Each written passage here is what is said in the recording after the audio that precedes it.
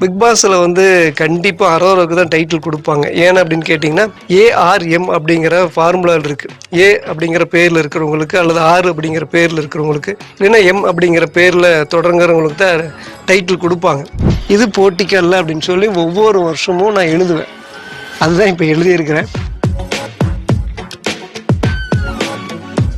எல்லாத்துக்கும் பொங்கல் வாழ்த்துக்கள். இப்போ இதில் வந்து பார்த்தீங்கன்னா நான் ஒரு விஷயம் எழுதுவேன். என்ன எழுதுறேன் அப்படின்னு பார்க்குறீங்களா?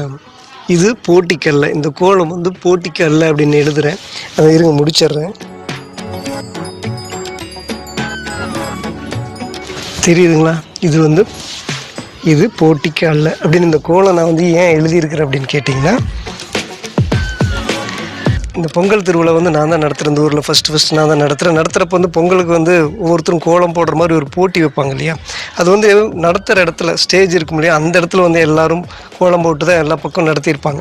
ஆனால் நான் வந்து யோசிச்சது என்னென்னா, இதுக்கு வந்து காசு செலவு பண்ணுவாங்க. இந்த கோலப்பொடிக்கு வந்து எத்தனை காசு செலவு பண்ணுவாங்க. இது வந்து பாருங்கள், இது வந்து சாணி கிடையாது, இது வந்து பெயிண்ட்டு. இந்த மாதிரி நிறைய பேர் வந்து சொந்தமாக காசு செலவு பண்ணி வந்து அந்த ஒரு கோலம் வந்து ஒரு இடத்துல போடுறாங்க அப்படின்னா அது வந்து நிறைய செலவாகும்.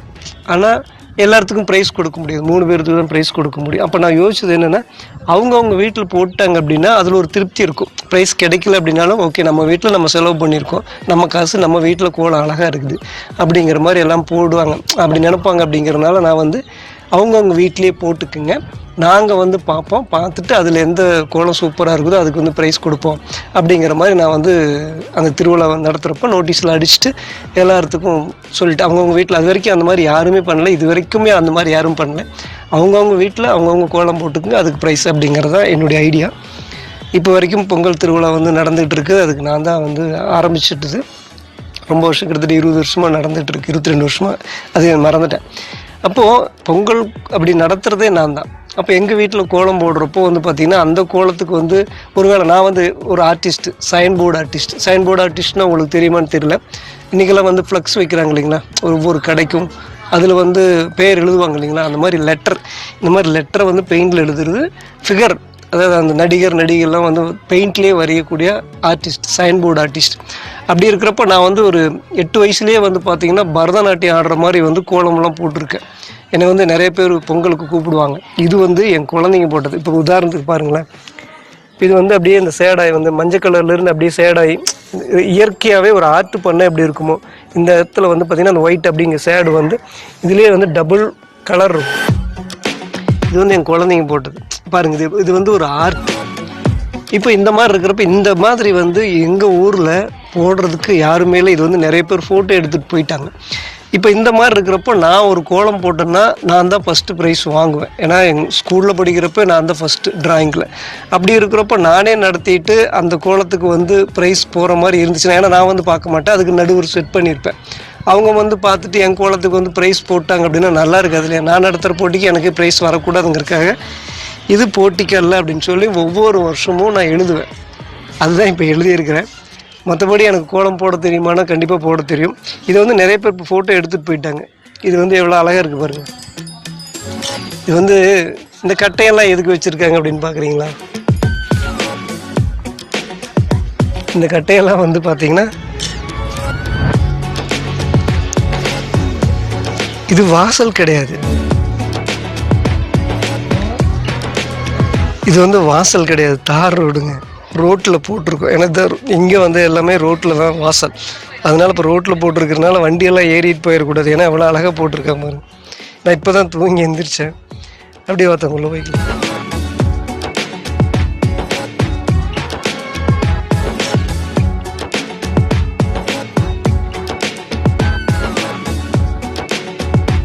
இப்போ தான் தூங்கி எந்திரிச்சு பார்த்தா சூப்பராக கோலம் போட்டுருந்துருந்தாங்க. நிறைய பேர் ஃபோட்டோ எடுத்திருந்தாங்க. நானும் உங்களுக்கு காட்டிடணும் அப்படிங்கிறக்காக தான் போடுறேன். இப்போ ட்ரெஸ் எல்லாம் ஒன்றும் பொங்கலுக்கெல்லாம் பெருசாக எடுக்கலைங்க, இதெல்லாம் பழைய ட்ரெஸ்ஸு தான். ஓகே, இப்போ என்ன பிக் பாஸ் ரிவ்யூ பண்ணிகிட்டு இருக்கனால மற்ற வீடியோக்களை என்னால் போட முடியாமல் போயிடுச்சு. பிக் பாஸில் வந்து கண்டிப்பாக அரோராவுக்கு தான் டைட்டில் கொடுப்பாங்க. ஏன் அப்படின்னு கேட்டிங்கன்னா, ஏஆர்எம் அப்படிங்கிற ஃபார்முலாவில் இருக்குது. ஏ அப்படிங்கிற பேரில் இருக்கிறவங்களுக்கு அல்லது ஆர் அப்படிங்கிற பேரில் இருக்கிறவங்களுக்கு ஃபஸ்ட்டு லெட்டர் தொடங்கும் இல்லைங்களா, அது இல்லைன்னா எம் அப்படிங்கிற பேரில் தொடங்குறவங்களுக்கு தான் டைட்டில் கொடுப்பாங்க. இது வந்து உண்மையாகவே அரோராவுக்குள்ள ஆரம்பத்துலேருந்தே ஓட்டு இல்லை, கனிக்கு ஓட்டு இல்லை, சாண்ட்ராவுக்கு ஓட்டு இல்லை, சபரிக்கு ஓட்டு இல்லை. இந்த மாதிரி இவங்கெல்லாம் வந்து ஆரம்பத்துலேருந்து சரியான ஓட்டு இல்லைனாலும் இவங்களை தூக்கிட்டு போகிறாங்க சேனல். கரெக்டாக வந்து பார்த்திங்கன்னா எனக்கு வந்து பார்வதி சுத்தமாக பிடிக்காது. பார்வதினா எனக்கு அலர்ஜி. ஆனால் நியாயமாக பேசணும், நேர்மையாக பேசணும் இல்லையா? எனக்கு பிடிக்கல அப்படிங்கிறதுக்காக வந்து பார்வதி வந்து எப்படி சொல்கிறது, அவங்க வந்து 18+, அதாவது இந்த ஷோவில் வந்து சில ஒரு குழந்தைங்கள்லாம் பார்க்க முடியாத அளவுக்கு பண்ணது வந்து அரோரா மட்டும் கிடையாது, சரி பார்வதி மட்டும் கிடையாது, அரோரா அந்த மாதிரி பண்ணியிருக்காங்க. சாண்ட்ரா வந்து 18+, அந்த மாதிரி காமெடி நிறைய பண்ணியிருக்காங்க. இப்போ இந்த வலிப்பு வந்த மாதிரி ஒரு கார்லேருந்து கீழே விழுந்தாங்க பார்த்தீங்களா, அதுக்கப்புறம் விக்ரம், சாண்ட்ரா, சபரியெல்லாம் வந்து பார்த்திங்கன்னா பேசிகிட்டு இருக்கிறப்ப 18+ காமெடி வந்து சான்றாகவே போட்டிருப்பாங்க. இப்படி கேவலமான விஷயங்கள் பார்வதி மட்டும் இல்லை, அங்கே இருக்கிற போட்டியாளரில் பெண்களும் சில பேர் பண்ணியிருக்காங்க. அதில் குறிப்பாக அரோராவெல்லாம் ரொம்ப கேவலமாக பார்வதி என்ன பண்ணாங்களோ அதே தான் அரோராவும் பண்ணியிருந்தாங்க. ஆனால் அரோராவுக்கு டைட்டில் கொடுக்கறதுக்காகவே வந்து பார்த்திங்கன்னா இப்போ ஓட்டெல்லாம் போடுறப்போ கூட வந்து பார்த்திங்கன்னா மிஸ்டு கால் விடுறப்போ சபரிக்கு விழுகலை, திவ்யாவுக்கு விழுகலை, விக்ரமுக்கு விழுகலை. ஆனால் அரோராவுக்கு மட்டும் மிஸ்டு கால் விட்டால் விழுகுது அப்படிங்கிற மாதிரி ஒரு நியூஸ் போயிட்டுருக்கு. கண்டிப்பாக இதெல்லாம் வேணும்னே தேவை. அதாவது அரோராவுக்கு ஆரம்பத்துலேருந்தே ஓட்டு இல்லை, அரோராவில் ஒரு பிளேயரே கிடையாது என்னை பொறுத்த வரைக்கும். அதாவது நல்லதோ கெட்டதோ பார்வதி வந்து பார்த்திங்கன்னா ரத்தம் சிந்தி தன்னுடைய உழைப்பை வந்து போட்டிருக்காங்க. ஒரு டைட்டில் கொடுக்கணும் அப்படின்னா அதுக்கு முழுக்க தகுதியான ஆள் யார் அப்படின்னா பார்வதி தான். ஆனால் பார்வதிக்கு டைட்டில் கொடுத்தா எனக்கு பிடிக்காது தான், ஏன்னா அந்த மாதிரியான ஒரு விஷயங்கள் பண்ணியிருக்காங்க. ஆனால் நியாயமாக பார்த்தா உழைப்பு யார் போட்டிருக்காங்க, அதுக்காக அந்த கேம் யார் கரெக்டாக விளையாண்டுருக்காங்க அப்படின்னா பார்வதி தான். பார்வதிக்கு தான் டைட்டில் கொடுக்கணும், அவங்களுக்கு ரெட் கார்டு கொடுத்து அனுப்பிச்சிட்டாங்க. அது வந்து முழுக்க விஜய் சேதுபதியினுடைய தனிப்பட்ட ஒரு ஈகோனால், தனிப்பட்ட ஒரு இச்சையினால், சாண்ட்ரா மேலே இருக்கிற ஒரு இச்சையினால் வந்து தனிப்பட்ட முறையில் பார்வதிக்கும் கமருதனுக்கும் ரெட் கார்டு கொடுத்துட்டாங்க. அது சேனல்னால் வந்து எடுத்த முடிவு கிடையாது, விஜய் சேதுபதி எடுத்தது. ஏற்கனவே சீசன் 7 வந்து கமல் வந்து அந்த மாதிரி தான் ஒரு வேலை பண்ணார். மாயாவுக்காக தனிப்பட்ட முறையில், அதாவது பிரதீப் வந்து ஒரு சாரி வந்து கமல்கிட்டே கேட்க மாட்டேன் அப்படிங்கிற ஒரு சின்ன ஈகோனால் தனிப்பட்ட வன்மத்துக்காக ஒரு நடுநிலையாக நிற்க வேண்டிய ஒரு ஹோஸ்ட்டு ரெட் கார்டு கொடுத்து பிரதீப்புக்கு அனுப்பிச்சார் கமல். அதனால் கமலுக்கு அந்த இதே முடிஞ்சிருச்சு. அந்த மாதிரி தனிப்பட்ட தன்னுடைய விருப்பத்துக்காக நடுநிலையாக நிற்க வேண்டிய ஒரு ஹோஸ்ட்டு தனிப்பட்ட விருப்பத்துக்காக, தனிப்பட்ட இச்சைக்காக வந்து ரெட் கார்டு கொடுத்து அனுப்பிச்சதுனால இனிமேல் விஜய் சேதுபதிக்கும் அந்த ரெட் கார்டு பழி வாங்கும் அப்படின்னு நான் வீடியோவை போட்டுருந்துருப்பேன். நியாயமாக பார்த்தா டைட்டிலுக்கு தகுதியான ஆள் தான் பார்வதி. அவங்களே ரெட் கார்டு கொடுத்து அனுப்பிச்சிட்டாங்க. இப்போ உள்ளே இருக்கிறவங்களாம் வெறும் மிக்சர் சாப்பிட்டுட்டு இருந்த ஆட்கள். அவங்களுக்கு எப்படி இருந்தாலும் அரோராவுக்கு தான் டைட்டில் கொடுப்பாங்க.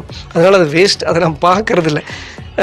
ஏன்னா நான் வீடியோ வந்து பிக் பாஸே பேசிகிட்டு இருக்கிறனால நீங்கள் அதெல்லாம் பார்த்துட்டு இருந்திருப்பீங்க. ஓகே, இந்த விஷயங்கள் உங்களோட பகிர்ந்துக்கணும். கோலம் ரொம்ப அழகாக இருந்துச்சு, அது உங்களோட நான் காட்டணும். பிக் பாஸில் நான் என்ன நினச்சேன் அப்படிங்கிற விஷயம், ஏன்னா அதிகமாக தொடர்ந்து நான் வீடியோக்கள் போடுறதில்ல. இப்போ ஒரு வாரமாக அதை பற்றி நான் பிக் பாஸே பெருசாக பார்க்கறது இல்லை. ஏன்னா உண்மையாகவே அந்த ஷோவுக்கு ரொம்ப உழைப்பு போட்டது பார்வதி தான். அவங்களேவே ரெட் கார்டு கொடுத்து அனுப்பிச்சிட்டாங்க அப்படின்னா அந்த ஷோவே முடிஞ்சு போயிடுச்சு. அதுக்கப்புறம் அங்கே ஒன்றுமே இல்லை, வெட்டி தான். அதனால் அங்கே நிறைய பேர்த்துக்கு அந்த ஃபீல் இருக்கும். இந்த ஷோவை அதிகமாக நிறைய பேர் பார்த்துருக்க மாட்டாங்க. இப்போ அப்படி தான் போயிட்டுருக்கிறதுனால அதையும் நான் பெருசாக ஒன்றும் வீடியோக்கள் போடுறதில்ல. ஓகே, இப்போ பொங்கல் கோலத்தை உங்கள்கிட்ட காட்டணும் அப்படிங்கிறக்காக காட்டிட்டேன். அடுத்து பொங்கல் வச்சேன் அப்படின்னா அதையும் உங்கள்கிட்ட நான் காட்டுறேன். பொங்கல்லாம் ஆல்ரெடி வச்சுட்டாங்க. இதாங்க பொங்கல். நான் இப்போ தான் எந்திரிச்சேன், எல்லோரும் பொங்கல் வச்சுட்டாங்க. எனக்காக தான் வெயிட் பண்ணிகிட்டு இருந்தாங்க. இப்போ தான் சாமி கும்பிட்டோம், அது உங்களுக்கு காட்டணும் அப்படிங்கிறக்காக தான் இது. இவ்வளோதான் எங்களுடைய பொங்கல். உங்கள் வீட்டில் எல்லோரும் பொங்கல் கொண்டாடி இருப்பீங்க. உங்கள் எல்லாத்துக்கும் பொங்கல் நல்வாழ்த்துக்கள்.